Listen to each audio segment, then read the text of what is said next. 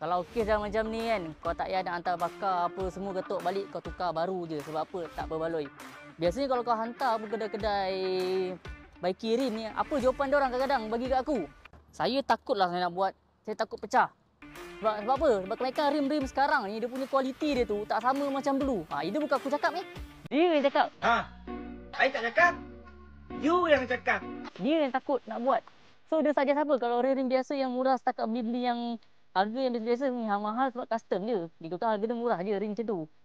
Better beli baru je lah. Kau nak costing buat lagi bakar lagi, cat lagi apa semua kau tambah sikit dapat beli baru. Itu jawapan dia. So mana-mana yang langgar lubang lepas ni kau tahu lah apa jawapan dia kan. Macam mana benda murah tapi ketahanan macam tu lah. Paling apa lah. So hampir 800.